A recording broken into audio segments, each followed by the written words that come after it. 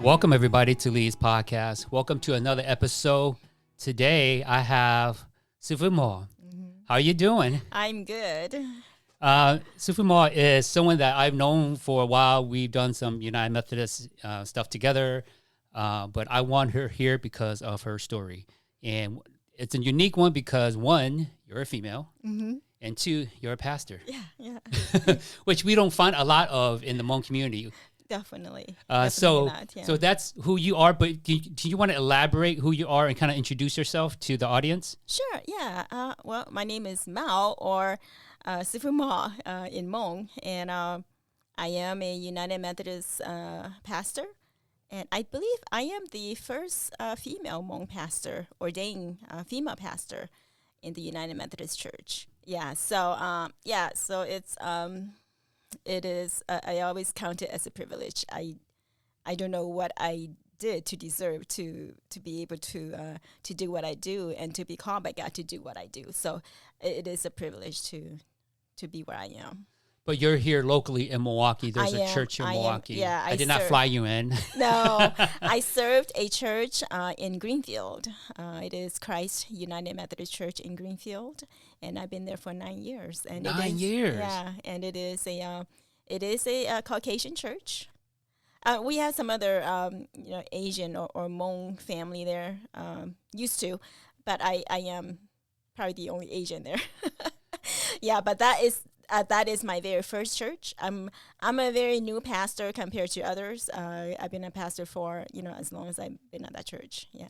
Wow. Somehow I thought you were. Somehow in my head I thought you were there longer, but you haven't. But 9 years, 9 years is still a good amount of years. Yeah, I think compared to our United Methodist pastors. Yeah, you're still very new. I'm still very new, and also, Methodist has a what they call a itinerant system where they do move pastor quite a bit, and so very few pastors stay in churches for this many years. Usually like 4 or 5 years, and they get moved. So, but like I said, I am just privileged to be there. And you're right. That was my next question. Is that 9 years is quite a bit. You know, even with the church that I was going to, we had multiple pastors throughout the year. We kind of transitioned them in and out, but you don't know how long you're going to be there. You be there as long as the parishioner wants to keep you there. Yeah, okay. Definitely. Now, there's also something interesting about your marriage, too, about your husband, right? Yeah, Can you disclose that, too? Yeah, he's also a clergy. He's also a pastor. So I know your kids are like, man, I got two parents that are pastors. They're both PKs. I know your son, too, plays with my son on, I'm not sure what game, Valorant or something. Yeah. But is he a pastor somewhere else, I'm assuming? My husband? Yeah, he pastor a Hmong church, Agape. Oh, yes, ministry. that's right. Yeah, that's correct. Yeah, he is a pastor there. Okay. Yeah. So let's start from the beginning, because I want you in here to share your story, because obviously you're the first Hmong United Methodist pastor. I know other churches have Hmong female pastors. I know there's a couple out there that, like Alliance, they don't have any females, or Baptist, they don't have any females. No. United Methodist is pretty liberal about that. Yeah. So let's kind of start from the beginning, if you can. When did you know, like, you had this calling? Oh, yeah. Well, as far as calling to be a missionary, that was a long time ago. I don't know. I was always a very, sensitive, I think, spiritually person. I can sense, I don't know, I just have a very conscious sense that God is with me, And so when we were in the refugee camp in Nong Khai. How old were you? I was about 8 or 9 years old. Wow. Yeah. That is young. Yeah. And so, there were missionaries who came into the camp and teach us. I was born into a Christian family, so my parents became Christian way before I was born. So in the refugee camp, there were missionaries who came to the camp and taught us songs and Bible stories. And so I knew at that time that I want to be a missionary. And so I actually shared it with this missionary, and she gave me a Bible, and she was so proud of me, and she prayed for me, and she came to meet my parents and all of that, So I remember that was always like in the back of my mind that I want to be a missionary when I grow up, So that I think that was the initial calling. But as I grew up, I never thought that I could be a pastor because, women cannot be pastor. Especially in our culture. Yeah, in our culture. And, and we grew up in the Christian Mission Alliance Church. Oh, yes. Yes, all of the Hmong people were Christian Mission Alliance. At that time, right? yes. At that time, And so I never thought that I could be a pastor. I was just like, no, I will be a missionary. I want to be a missionary. And then when I graduated from high school and was working, I met my husband. Here in the States? Yeah, here in the States. I was actually living in Detroit at that time, and my husband was going to seminary, Dallas Theological Seminary in Dallas, Texas. And so there he met my sisters. We used to live there. And so three of my sister married, and they lived in Dallas, Texas. So they met my husband because he came to seminary there. And he shared at church that he was looking for a wife because he wanted to be a missionary. Yeah. And he was looking for a wife who would share his passion for ministry. And so, we have a sister, who wants to be a missionary. And so, they connected us, and, we knew each other for 4 months, and we got married. Oh, yeah? Yeah, because he said, well, if you want to be a missionary, you need to come down here and go to Bible school. Yeah. So I end up, I asked my mom, I said, can I go down to Texas to live with the sisters so I can go to Bible school there? She said, no. She's, because, in the Hmong culture, you don't just, because, Wait, how old were you when this happened? I was like 21. Okay. You're an adult. I was an adult. You can still do what you want to do? I know, but not in that time. You're right.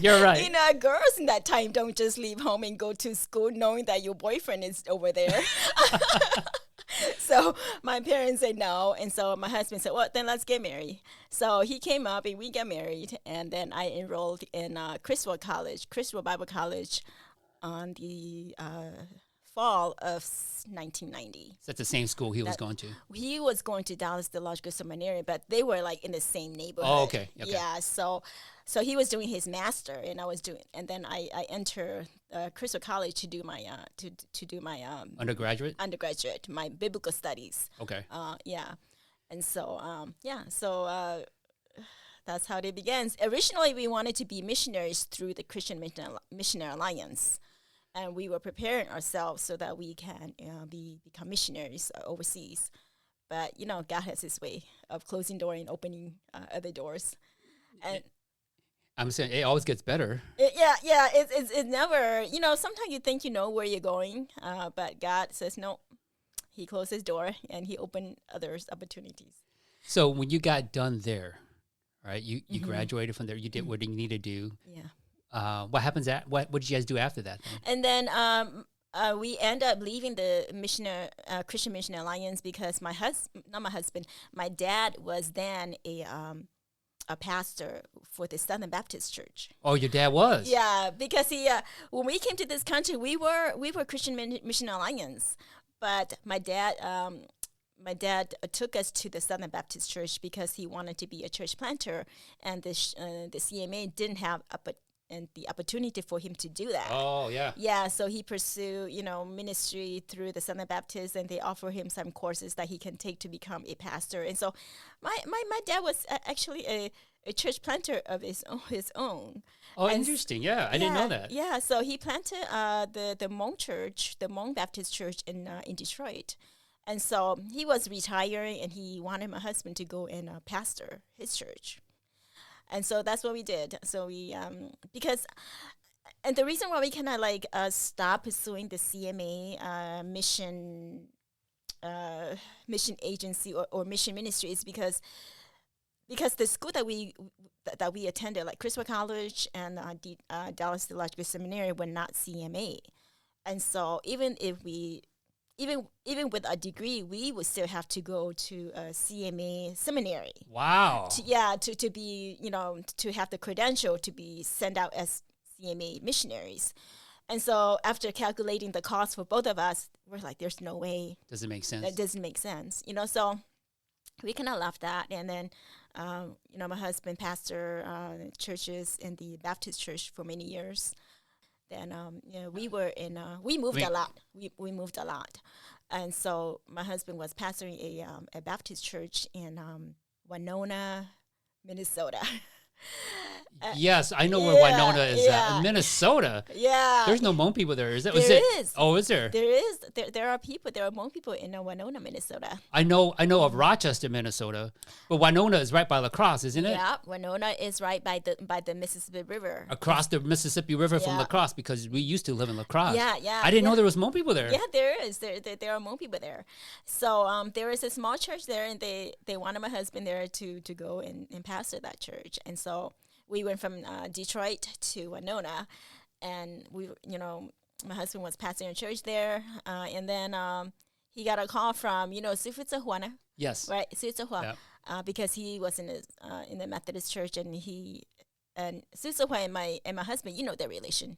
I didn't know. I know that. I know they're good friends because I didn't know if they're related. They were related because Sufitsahuana is his nephew. Oh. Yeah, because Suhu's mom is his sister. Oh, my husband's half-sister. Oh, I didn't know that. Yeah. So they were like uncle and nephew, so they have always been very close. And so Suhu called my husband and said that, hey, the United Methodist Church has an opportunity for a new start ministry in Green Bay, and would you be willing to come? And so we prayed about it. We both he had a good job. I mean, he was pastoring part-time, because it was a small church. But I had a good job. He had a good job in Winona. And we were doing well. We had homes and all of that. But we either have to make a choice of doing something else with ministry, or which is, lay people listen. Yeah. Either do that or just, get off of ministry and just work. And we just didn't feel right because, all of our lives, we have committed ourselves to serving God, So we made a lot of sacrifices, moving to Green Bay and start the church, the Hmong, New Faith Hmong in Green Bay. And it wasn't, and I was happy being a pastor's wife, it was I was going to ask about that. Yeah. I was just happy being a pastor's wife. And then when I came into the Methodist church, women were, there were opportunities for women to be pastors. Were you surprised to hear that United Methodists allow women to be pastor? Or did you know that beforehand? Like or you kind of heard, I don't know. I don't know if that has ever crossed my mind before because I did not know too much about the Methodists before I came into the Methodist church. Okay. But I just know that when I came into the Methodist church, there were opportunities for women to become pastors and leaders in the church, and I was just like, wow, At first, I was just, I have to kind of convince myself that this is okay, with a lot of affirmation from a lot of people. Yeah. Even my husband. If my husband wasn't the supporter, I wouldn't be able to do it. And your husband that's one of my questions is that was your husband very supportive? And it seems like he is. He is, because I think that, a lot of people saw the gift in me, but I just never thought I could do it. I'm a woman. What are you talking about? I can't be a pastor. My dad is a pastor. My husband is a pastor. Are you crazy? Yeah. I know what pastors are, they're I men. know what they're like. They're men. I know what they're like at home, and just why do I want to be a pastor, So it was not an easy decision, and I didn't think that is what God has called me to do, But there was a lot of affirmation from other people and saying, you should do this, and at the same time, everything that I wanted to do in my life seems like the door just closed. Here I have all of these education, but I cannot find a job because we move so much that I have done so many things in my life. I have been a teacher's aide. I have done substitute. I tried real estate. I tried, what else? Selling insurance and mutual fund. I've done customer service. I mean, I've done so many odds and end job, and I was just never satisfied. I was just I was just never happy, And but the thought of pursuing my career and getting a good job was never fully satisfied, because that means then that I have to abandon my ministry with the church. That means that I cannot. You can't do one or I can't. You can't do both. I can do both because I cannot serve the women like like I want to. I cannot help my husband like I want to. I cannot help with the children like I want to, So it makes sense that I would go into ministry with my husband so that I can commit myself fully to the ministry like him, And so we prayed about it, and then I pursued the process of becoming a pastor. And so the next thing, then I have to go to seminary to get my master. Where did you go? I went to Garrett Seminary, the same school that Tu-Ying went. Oh, yeah. And when I got there, the first 2 weeks, I was sick to my stomach. Were you there by yourself? I was there by myself. Okay. I was there for. We were living in Green Bay at that time, and I lived in Evanston, in Chicago, for 3 years, and I would travel back home maybe. Wow. Maybe once per month. And so it was hard. And the first 2 weeks, I was sick to my stomach. I didn't know why I was there. I was like, God, is this what I'm called to do? I don't know. And so, but there was a lot of affirmation. I sensed that this is where God wants me to be, and it's going to be okay. Yeah. But in my head, it was still Hmong ministry. It was still Hmong women ministry. It was still children ministry. I never thought I could be a pastor, let alone pastoring a Caucasian church. So in your head, you just thought about just the ministry, not yeah. to take that step further and become a pastor. Yeah. So how long were you at school then? How long were you, like 3 years or 4 years? 3 years. Yeah. And you would come home once a month and you stay there. Yeah. Where were the kids? Or did you have kids then? I have kids, but they were grown. My youngest, Sue, he was probably like 8 or 9. Okay. Yeah, and I think that is, if there's anything that I regret, it is that. Because I feel like I missed that year between Sue. Okay. And I think that he may have, he may hate it, what I do because of that, because Sue was very close to me, and I think that we kind of missed that time. So, yeah, if there's anything that I regret, it is that. Yeah, but he's an adult now. And he's an adult now. He's an adult now, and it's a conversation you can always have with him. Just, obviously, I used to do Hume, and these kids, I can tell you, they're very resilient, and they can really understand. Yes, you can always communicate them with them as an adult. Yeah, definitely. No, Sue is going to be such a wonderful young man. So yeah, I'm so proud of him. Yeah. So when did you decide? Because you were going there for ministry. When did you decide? Hey, I can become a pastor. Well, did that hit while you were in school, or was that afterwards, or did someone approach you, or how did that work? Well, I knew that I was going, and I knew that the end result was that I would become a pastor. Okay. But I think in my mind, it was still not very clear. I see. It was still not very clear, and it wasn't until I actually was appointed to a church that I finally realized, oh wow, this is happening. I was sick in my stomach for 2 weeks when I was appointed to my church. Were you nervous? I was nervous. I said, I was like, who am I? Look at me. I can hardly speak English, and these people are like lawyers and doctors, and they're at the church that you're at now. They're elderly, and yeah, and they have money. They have always lived there. This is their church. It was a frightening moment, definitely. If it wasn't God's calling, I wouldn't be able to. So there was no internship. There was no. Did you at least kind of dip your feet in there and kind of? I did some internship during my seminary. Yeah. So I did have like a year of internship, like a student pastor in East Troy. Okay. So I did shadow some pastor for a little bit. That was part of the requirements. Okay. Yeah, but it's nothing like taking a whole church on, and you're the only pastor when you came in. There was no youth pastor. There was nothing. You kind of. Oh yeah. You were just in there. It's like, here, go at it. Yeah. Were there like along your journey up until this point, right? Before you were assigned while you were in school, and you mentioned that there was a lot of support. Did you hear stuff about people saying, why are you? Did you get any negative feedback or anything from people, or has it always been positive? Not directly to me. Okay. Like, I think that a lot of people don't have the courage to tell you things that is really in their mind.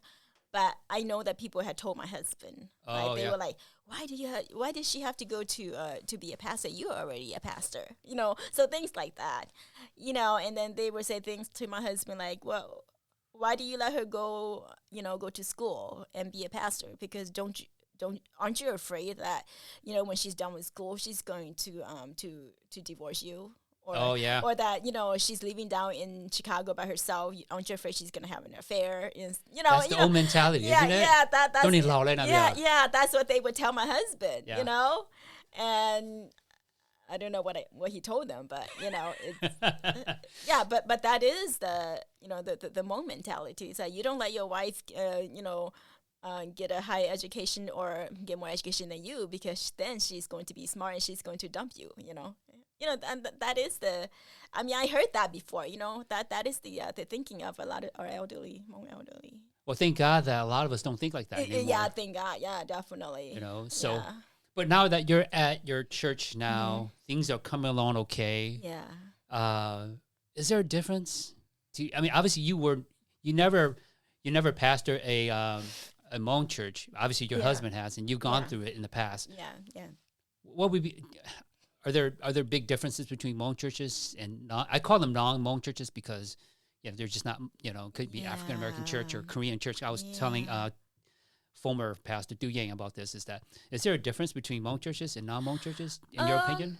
I think it there is, but I think it also depends on the church. I think that it's not fair to just rate people according to the color of the skin, because I'm sure that there are congregations like white churches that would have been very challenging for me. But I'm just blessed to have this congregation who just embraced me. So what I can tell you, the difference between the Hmong and Caucasian church is that Hmong people are very community-oriented. And so, they want their pastor there, at all the every time. Birthday party. They want their pastor there when somebody is sick. I know that for sure, yeah. So if the pastor is not there, they throw a fit, But in the Caucasian church, they are, they're not like that, because it's not centered around the community. So, they don't care. Like, they don't even want you there if they have a birthday party, So they don't care. Those are things that they can take care of themselves. And and I think they have a lot of respect for the pastor's time. So they don't expect the pastor to just, jump when they call, So they have a lot of respect for the pastors in that sense. And I like that also, because I realized that if you don't allow that pastor to breathe, right? I'm assuming they get burnt out pretty easy. Oh yeah. Especially Hmong families are demanding, especially Thanksgiving's coming up. Yeah. Right. Like you got to go to this Thanksgiving and that Thanksgiving. They need you to pray. They need you to give us like a lesson or at least a few scriptures, and you have to go through one after another. Yeah. Or some pastors, they're okay with that. Some, it's hard. It's hard. Yeah. Yeah, it's hard because you're going through every home for Thanksgiving, But in a Caucasian church, it's not like that, because Thanksgiving and Christmas or holiday is very like personal, like very family. They don't usually do that as a church. Okay. And so, they have like the Christmas Eve service, but that's pretty much about it. Okay. They don't have New Year, like Hmong people. Like Hmong people, yeah. Yeah, and Thanksgiving is family, so. How do they, and let me ask a few cultural and non-cultural questions and how you guys approach this. How about funerals? Most of my funerals is a big deal, right? Yeah. How do they do funerals on? Funeral is very simple. It's very simple. So, when somebody passed away, they would call the pastor and say, hey, this person passed away. And then they would come in to meet with me.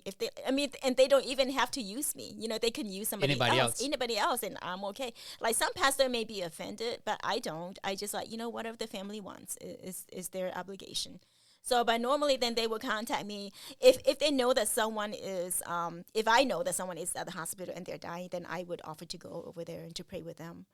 And then once would they call you? It's like typically, or it's up to the family. It's up to the family. And so once the person passed, then they usually come in to meet with me to kind of go through the service, see what they like and like to see in there. And I kind of let them do whatever they want in there, and I just offer a message, and then that's it. It's not as complicated as Hmong. It's not complicated. No, it's very simple. It's very complicated sometimes. Yeah. It's not complicated, And so sometimes they even want to have a private service with the family, and I just go there to offer, support and prayer and give a scripture passage, and they're fine, So Mega is very easy when it comes to funeral. Let me ask a few questions. It's up to you, Sifu Mao, if you want to answer. But Hmong churches, American churches, and you can go back and listen to my podcast with Du Ying also. But they could be Hmong families or Hmong leaders. Okay, typically there's a sense of hierarchy. Yeah. I'm not sure how it is with American church, but there's a sense of hierarchy. Or not just even that. Like at Christway, there's the chair of the and so. But anyway, there's a sense of hierarchy. But within those sense of hierarchy, there's if the church members aren't open or open-minded, they can be very critical of the pastor. And they can be very, very critical of the pastor. And obviously, we know of stories about pastors leaving because of conflicts within the church. But with the church that you're at, do you find them to be a lot more accepting because maybe they're a little bit more open? Yeah. Or it's just that you're just lucky that you end up at a church that is like that. I think I am just privileged to be in a church where people are very warm and welcoming. I know of other Caucasian churches that it's different. that have given pastor a hard time, but I think it also has to do with how the pastor's ability to handle conflict. Oh yes. Yeah, because I am very transparent and I am very straightforward. I do not beat around the bush, and I always tell people, if you have any issue with me, please come to my office and talk to me. My office is always open, and if they don't come to me, and if they only talk behind my back or share with other church member, and when it comes to me, I say, well, if they have issue, they come to me. If they don't come to me, then I'm sorry, I cannot help. And so in my situation, there are people who has left the church because of me. Oh wow. Yeah. But I am okay because they don't give me a hard time. You know what I mean? Like, because I mean, I think that being a pastor, you have to see yourself as a leader. And that was something that I have the hardest time seeing myself as a leader. When you became a pastor, because it is really hard for us to see ourselves as leaders. Because you grew up with the mindset of you're supposed to be in the house, you're supposed to be the wife. You're supposed to listen to your husband, you're supposed to listen to your dad, and you're not supposed to have opinions of your own. So it is really hard for you to actually think that you can lead, and it still surprises me sometimes when I say something and people listen. I'm like, oh, they actually listen. they actually listen to me, So it took a long time for me to really grow into the person, the leader that I am today. And so today I take my role as a leadership very serious because I know that what I say have a lot of weight. Whereas before, I didn't think people care what I say, But now I know the value of my word and my action. And so going back to what I said earlier about people, it's like, I am, like I said, I'm always very transparent. And so I give people a lot of chance, to critique me, to come and talk to me about whatever issue they have with me. And, if they have not done that part, then for me, they have no ground to have any complaints against me. I see. You know what I mean? I'm very gracious, and I will listen to you, and I will tell you yes or no, and we can. And and I think maybe another thing that is different between Mega and Hmong is that Mega they're reasonable. They make a little respect rules and laws. I would agree. Yeah, they go high cái chạy tua xí nè. Yeah. They go bao chạy chạy cái high cái chạy tua xí nè cái lỡ nhân chạy我脾气个呢. Yeah. If they know that you're right, then they won't. They just shy away. 你始終你冇嘢自為計呢邊啊？冇你嘛你都包佢哋要學嚟咯，if they 你實鬥計呢，就係會係那多個要應先啦。但是未教嘛，你始終得啦， Because they respect rules and authorities and policies, So, or anything above and beyond that, then you're okay.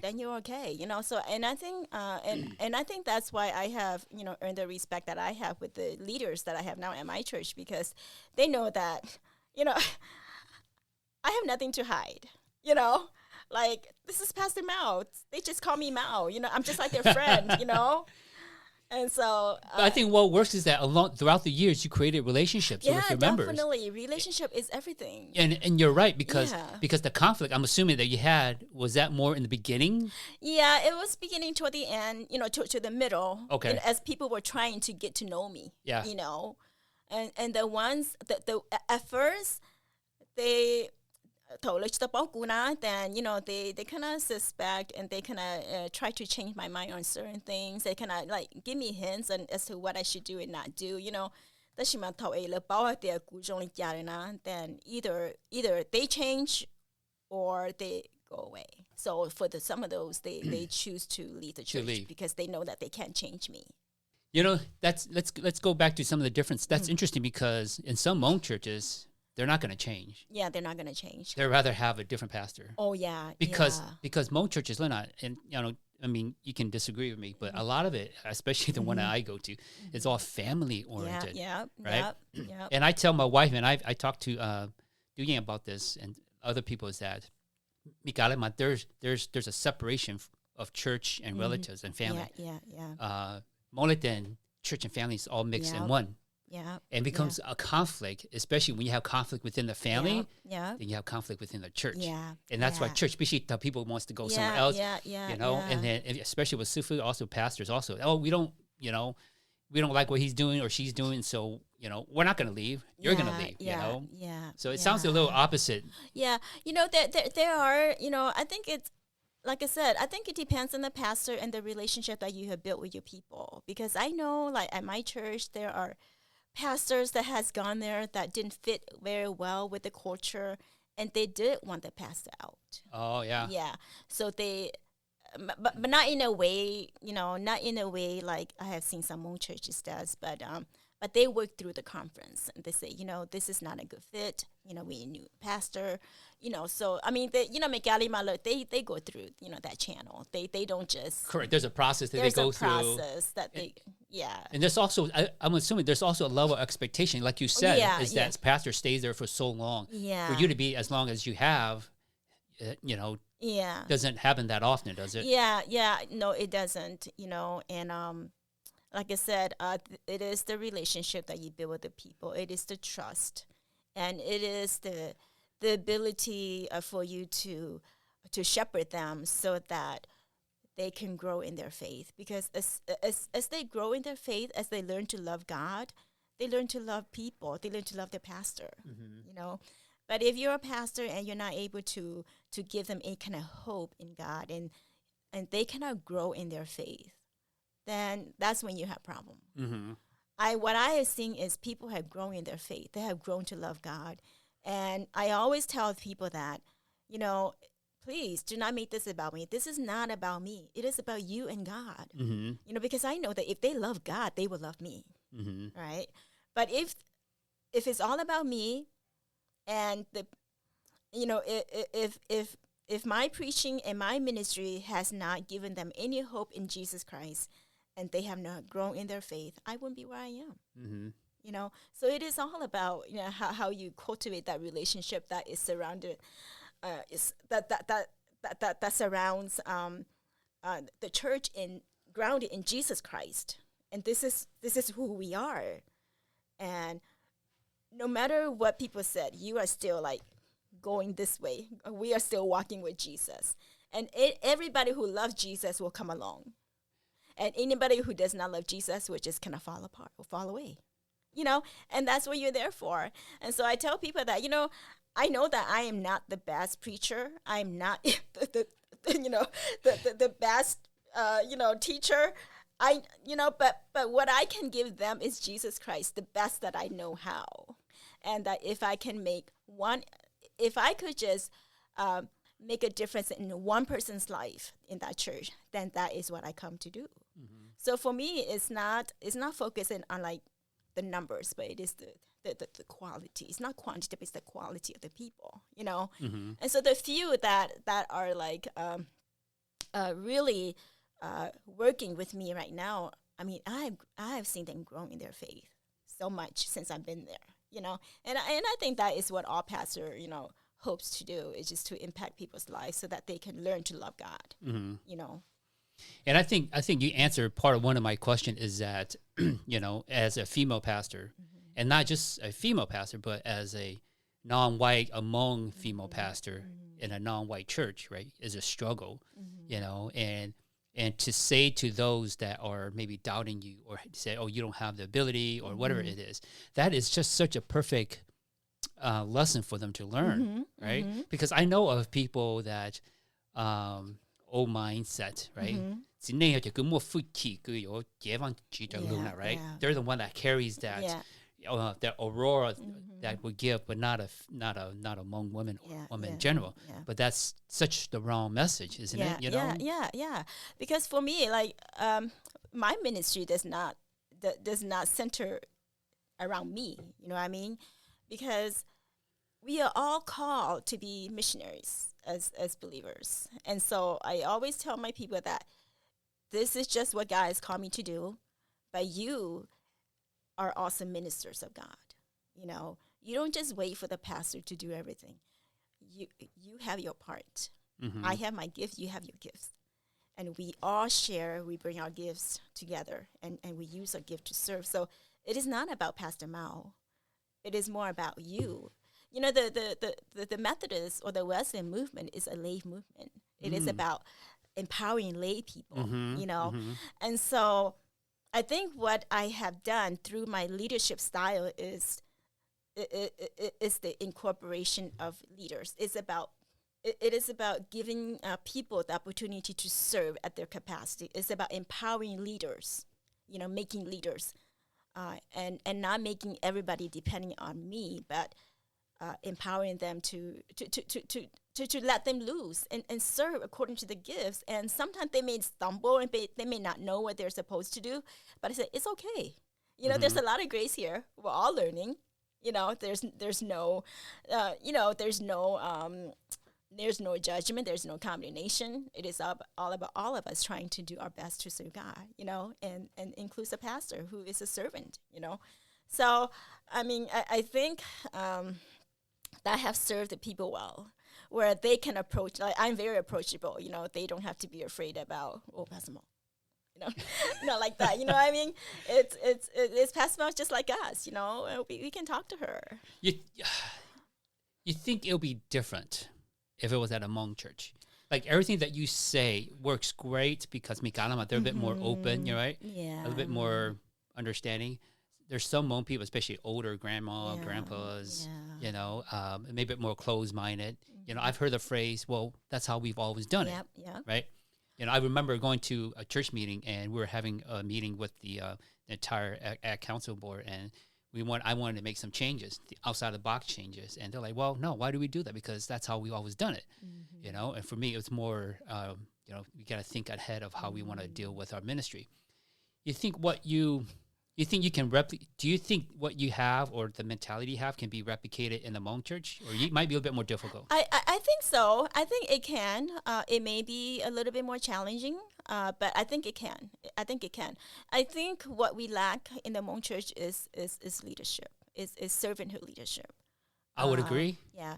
Because a lot of people who are in the leadership, they want authority. They want, correct. You know, they want to take control. They say, "I'm the leader. You're supposed to listen to me."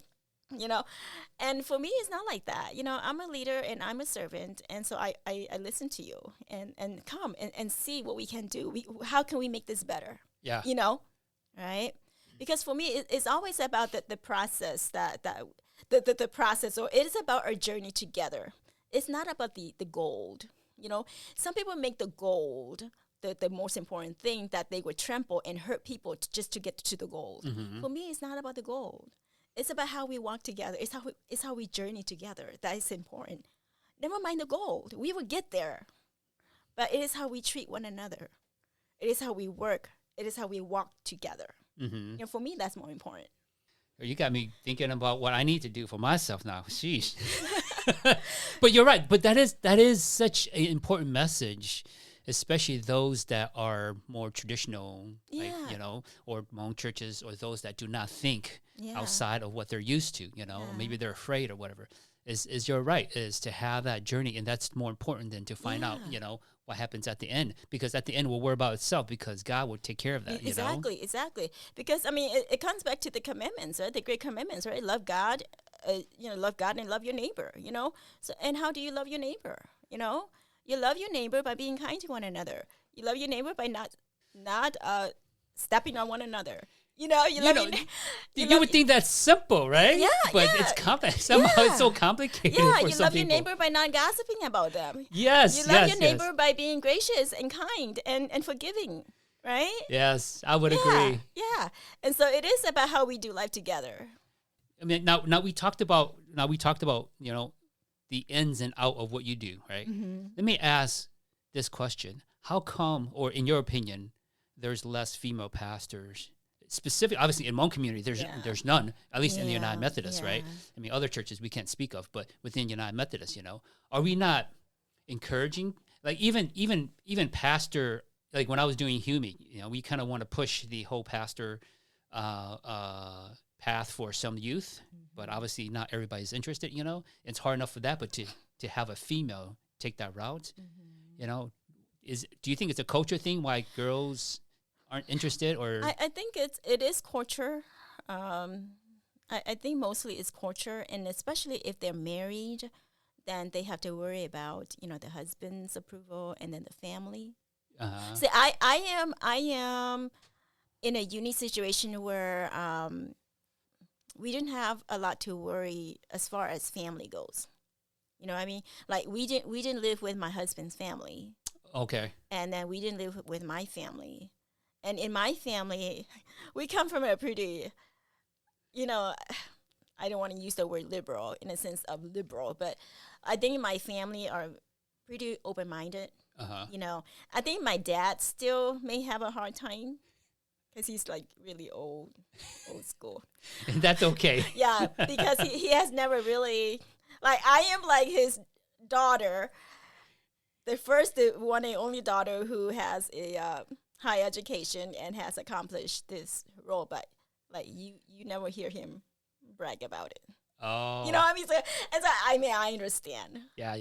But I think that for the most part, a lot of the Hmong men still have a hard time with their wife becoming a pastor. So I think it is culture. But to be honest, I think it is a calling. It is not something that you wake up one day, oh, I want to be a pastor. Because I didn't wake up want to be a pastor. I truly believe that this is a calling from God because I cannot get away with it. I mean, if I could, I would. But it was always present. Yeah, in your life. it was always, and I feel I have so much peace and fulfillment when I actually am doing this because I can't imagine not doing this. I mean, with all of the situation that we have to deal with in our denomination these days, I have contemplated, why don't I just leave? Why don't I just go get a job, and make money and just do something else? But I know I can't do that. I mean, in the back of my head, I want to do those things, but I know in reality I can't because this is a calling, So I mean, it has to be a call. It's a calling. And you're right. And regardless if it's a boy, a youth, a male, or female, it still has to be a calling. Yeah, it doesn't matter. It doesn't matter. Yeah. I'm just privileged that God was willing, to use me. But I have to say, it's not simple either. Yeah. It's not simple because I had one point in time when I was doing youth, I had talked to one of my friends, St. June. I'm not sure you know who he is.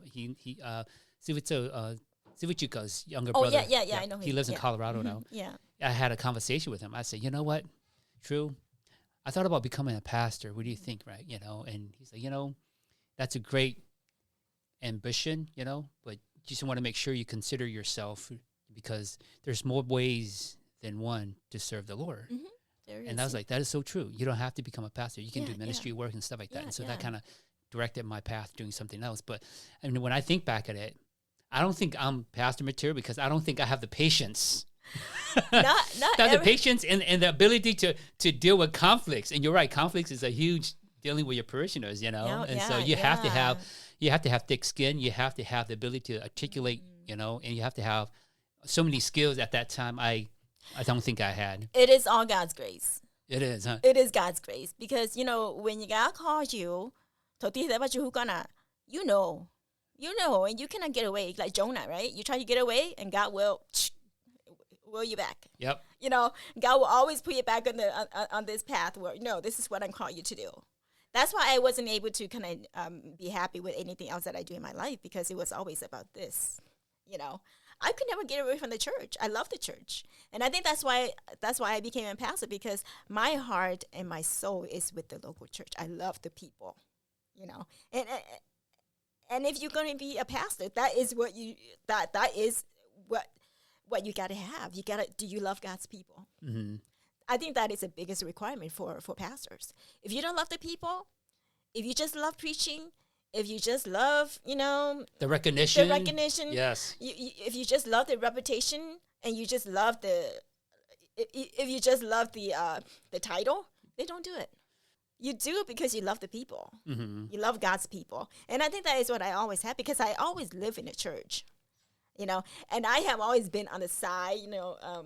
I have lived with pastors. I probably know many more pastors than most people, and I always been on the pew on the other side, right? So I know what it is like to be a church member, mm-hmm. you know. Whereas a lot of pastors, they like men pastor, they grew up young, they already became pastor, and they really had not lived a life as a church member. Mm-hmm. You know, so they don't understand that, you know.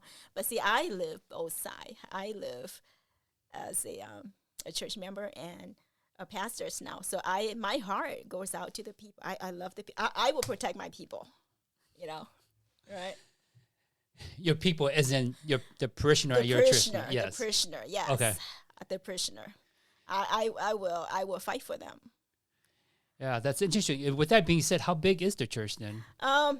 Well, a smaller church. Small. We have about maybe 55 in membership roll. Okay. Yeah, but right now, since COVID, we've been worshiping about 30. Okay. Yeah. That's still, I mean, that's still pretty good though, I think. Yeah, you know? that is, I mean, you know, we you know, as any, you know, Methodist white church now, we are struggling.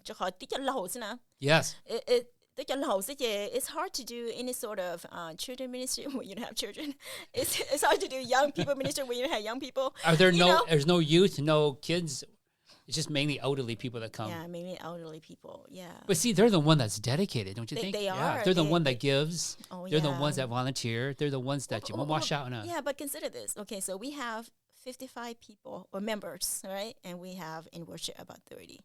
But they still want me to have me full time. Seriously? I'm still full time. Wow. Can you believe that?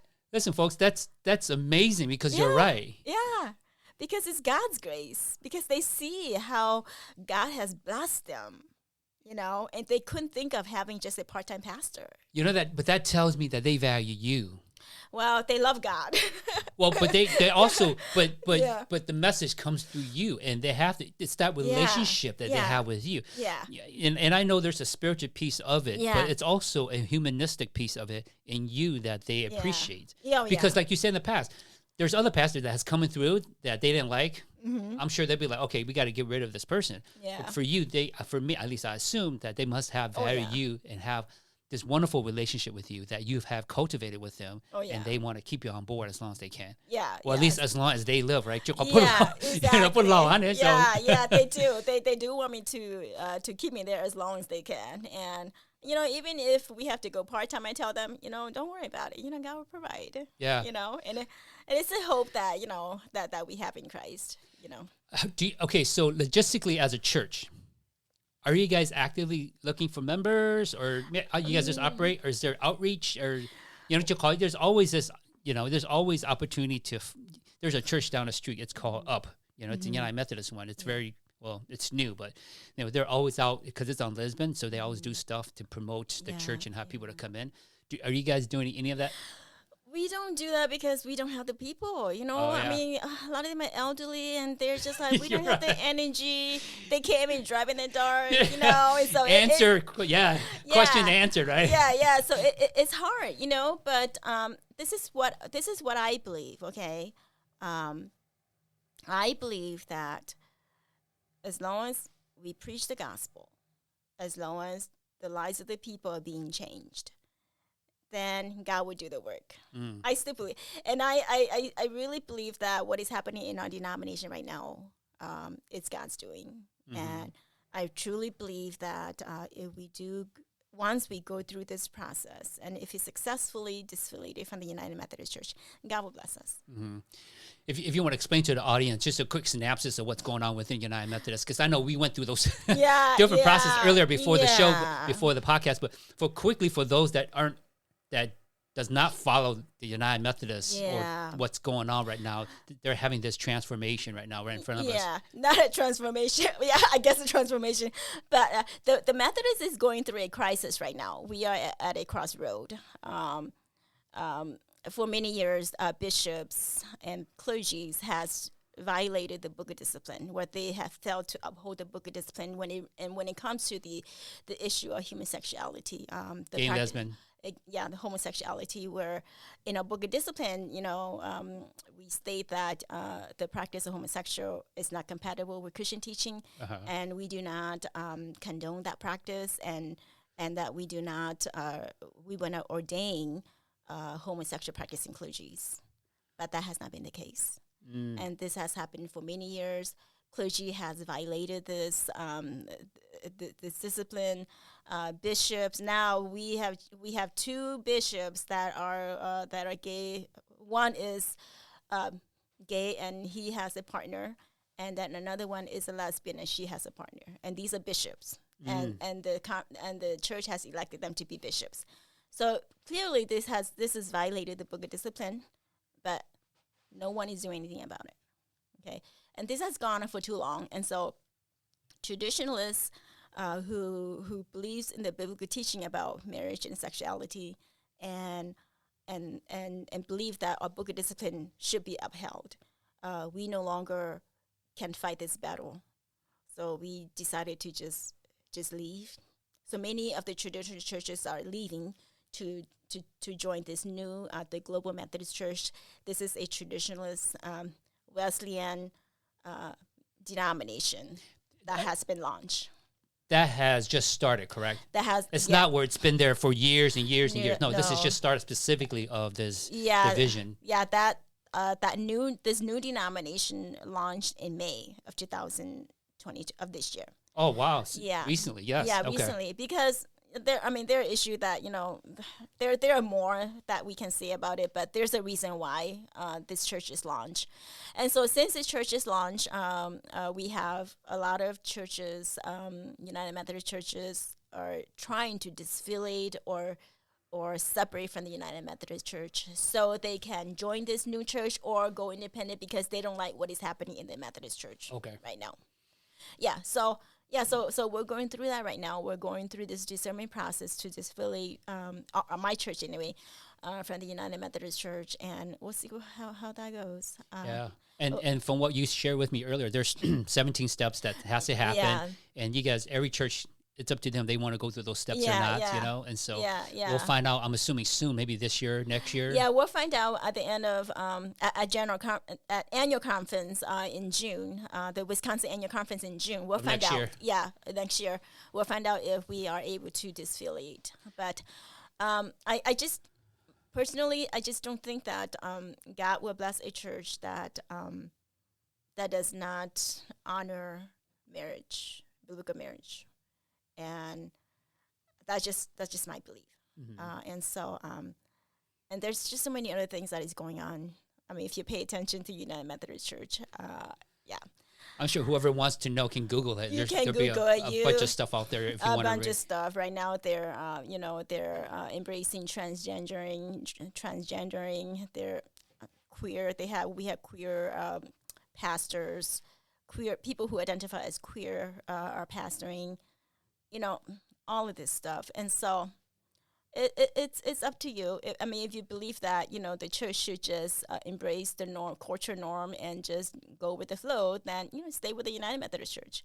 But if you believe that God has called us to live holy lives and to be pure in our marriage, and that marriage is between a man and a woman, heterosexual relationship for life. I mean, if you embrace all of these biblical teaching about marriage and sexuality, then you may want to consider not staying in a Methodist church. So, but to each their own. Each church, and within their own members have to make those decisions. Oh, you know? So, yeah. it's always interesting. And this has been going on since, I don't know, for years. I mean, 4 years. Yeah. Yeah. I mean, it's been going on, but now it's getting to a crossroad where people's gonna have to start deciding now. This fight has been going on for so long. It's kind of like how like the when you stretch in a rubber band. Yeah. Well, you can only stretch it for so much, and it's going to break. And now it is the breaking point where we just cannot do this anymore. Okay. Yeah. Yeah, I'm interested to know. I kind of follow along here and there, and I kind of just Google it to see where the process is at. But you're right. I mean, this is something that whoever's listening, if you're interested to know, and you can always Google it and find out. Yeah. But great. I mean, you know what? Having you come in has been really an eye opener for me, because I've known you. I remember. Quick story, right? Yeah. And this is part of my ignorance also, because I was a lot younger. Well, younger as in like maybe, I don't know, 10, 15 years ago. Yeah. Is that when I met you, I remember calling you Nasifu, right? Uh-huh. And I'm like, oops, sorry, it's Sifu Ma, right? Yeah. So it is the pleasure to have you on here and to have this conversation with you, because for me, I always wanted to see how it came about for you to be who you are, one, and to be where you're at. And I hope that whoever's listening, girls, right, if you're listening, be inspired. Yeah. And I want to see if you can give one advice or multiple advice for those that are interested in taking this path, because I'm sure it's not the easiest, but. Yeah, being a woman, minority woman, among women, and being told that, women cannot be leaders, women cannot be a pastor. Well, because the Bible says, women are not supposed to speak in church. We're supposed to be silent in church, and we're supposed to cover our head in church. So there are a few Bible passages that, that churches, other denomination uses to prohibit women from becoming pastors. But, we have to read the Bible in a larger context, and we have to understand why those prohibitions were there. And then we had to look at the bigger picture of the Bible, where there were women leaders in the church, there were women preachers, women were prophesying, women were teaching, women were missionaries. Well, then we have to decide. Is it wrong for women to preach? Is it wrong for women to take leadership role? And then those are things that, we have to decide. And yes, there are some denominations that makes a big deal. And then there are denominations like the United Methodist Church where, all people are called to serve. God has gifted all people, God's people, to serve. The Bible did not say that the gift of preaching and the gift of leadership is only for the men. You did not hear Paul say that. Mm-hmm. Paul said that God's gift has poured out on all God's people. And the gift is portioned accordingly to the individual. So I take that as not just men or women, but I'm God's people. And if you feel that God is calling you, you should not let that stop you or keep you from becoming who God wants you to be, because you may find that there is joy and there is peace there. Of being obedient to God's calling in your life. Yeah. And I think that's a really important message. I think not just for women, girls, for anybody. Yeah. Because there's so many bad attitude towards women in ministry, women preaching, and I just think it's unfair, especially if we are Christian, Yes, you may disagree, according to your understanding of the scripture, that the Bible does not allow women to preach, but you cannot say that it is a sin for women to preach, right? Yeah. Do you remember? Well, you probably don't know, but Susanna, who is John Wesley's mom, she was instrumental in in bringing or in making John Wesley who he is. John Wesley saw his mother preaching and teaching Bible study to full houses of people in his lifetime. And I think that's why John Wesley was able to allow. He was really the first person to allow women to preach. John Wesley. Interesting. I didn't know that. Yeah. No. So he saw his mom ministry and how effective she is. And so I was reading one of his book about his life, and there was a situation where his father was a pastor, and he had left to on a trip, and Susanna was home, and so she was giving Bible studies, and she was teaching. And there were so many people coming, and she was teaching.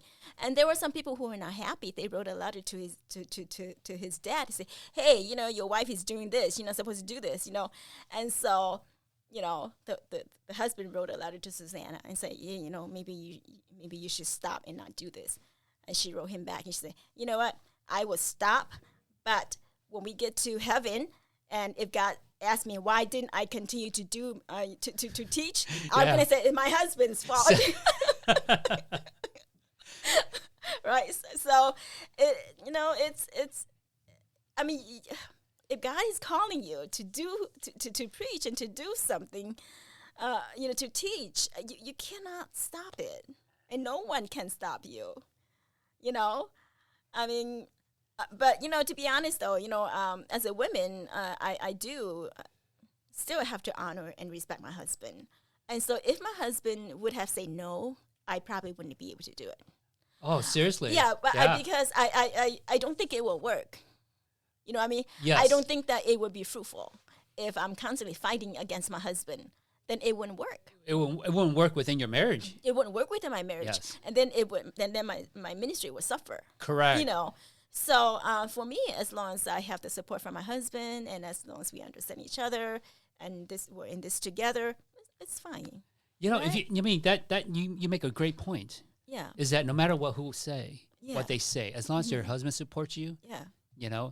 Ultimately at the end, if your husband that you live with and that who is your partner support you, I think you can overcome whatever.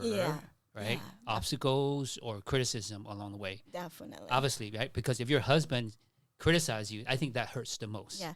And it goes both ways, right? I mean, you've seen pastors who, if the pastor's wife is not supportive of the husband, that marriage suffers. Yeah. And the husband is not able to minister as he should. So it goes both ways. I think that, I have supported his ministry for so long, and he's seeing the gift that is in me. So it is natural that he said, okay, now it's time for me to support you, Yeah. So I think we have that relationship, And so, I mean, for men and women both, if you're going to go into the ministry, you make sure that your spouse is in support of you. I would agree, because it's not that easy. It's not. Especially if you're a wife that wants to go into the ministry also, a Hmong wife, right? Yeah. Because I've seen pastors who the wife is not on board at all, and the ministry is not, that suffers. The ministry suffers. Yeah. Well, hey, Sifu Mao, this has been a great conversation with you. I mean, there's so much that I didn't know about you, and I'm sure there's listeners that are listening now. I'm hoping that whoever's interested, would you be willing to list your contact? Yeah. If they're willing to at least approach you or have any questions. Course, yeah. Would you be willing for me to list your church address also? Whoever wants to at least interested come and join on a Sunday. Definitely. We have a live stream. We do a live streaming every Sunday at 10:15. Is it, I'm assuming, on YouTube? On Facebook. On Facebook? Okay. Facebook, yeah. Okay. So if just to be recorded, what's the name of the church? Do you know the address? It's Greenfield. It's Christ United Methodist Church in Greenfield. Okay. And on 5200 South 48th Street. Okay. Yeah. And folks, I'll list that under the description if you're interested. Yeah. Just go. I mean, seriously, for the great thing about church is that you can just pop in. Yeah. Join one Sunday, right? Yeah, and it just to see how it goes. Yeah. I've done that at other churches. We've gone to a few times to Epicos. Have you heard of Epicos? Yeah, yes. Yep. Kane helps out Epicos, and we went once here to the Epicos here at Mayfair Road, which is near Alliance Church, just pop in, right? It doesn't. Yeah, I mean, I'm sure you guys. I mean, churches are very welcoming of Yeah. guests. Yeah, we are. You know, like I mentioned before, you know, most of our congregation are elderly, so we are a very traditional church, liturgical traditional church. Yeah. Yeah. I'm sure when they see little Yeah. kids running around, they would love to see kids running around, wouldn't they? Oh yeah, we love kids. Do you have your little grandmas and grandpas Oh, seeing little yeah. kids running around? I'm sure they enjoy that. Yeah, my granddaughter comes in once in a while, and they just love her. She goes up there and do the announcement with me. She does. So, but yes, whoever's listening, if you guys are interested, I'll list the description downstairs. I'll list the address and the information in the description, including Yeah. Sifu Ma's contact information. Yeah. If you want to know more about her journey, about her ministry, please contact her. I can also send you the link to our Facebook page. Okay, and let's you do could that, and I'll just put do that on the bottom. Yeah. All right. Very Well, good. thank you for coming in. course, Thank you it's for my joining me. pleasure. It's been an Yeah. awesome conversation with you. Would you do this again? Of course. All right. Yeah. Yeah. Well, we'll wait. You know, we'll see where things are at. Yeah. I want you to come in and see what happens maybe in June. See yeah, after the annual conference. Definitely. It would be awesome. Yeah. So, all right, folks, if you like what you're listening to, please consider subscribing and share with your friends. All right, everybody. Thank you. All right. Thank you.